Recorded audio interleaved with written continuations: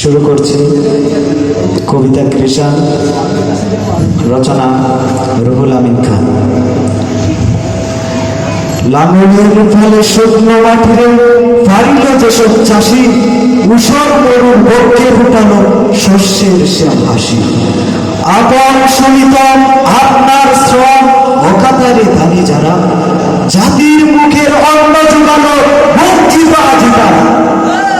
যার শ্রম ভুলে সবার পেটেতে অন্ন মুখেতে হাসি, সে মহাসাধক ভিন্ন সমাজে বঞ্চিত উপবাসী। কুড়াইল যশ কত কবিদিকে তাহাদের উত্তরে ঘন, তাদের দুহায়ে কত হল নেতা লুটিলেন সম্মান। তাদের দুহাই হে আমার কত সবাই হইল পার, কিন্তু দুঃখ হইল মধুর সেই সব অবাধা।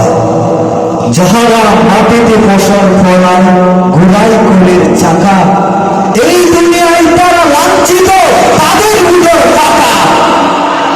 মতবাদ আর জগৎ যন্ত্র কিতাব মন্ত্রস্থান, দুর্দশাকেও মেটাতে পারেনি মেহনতির জনতা।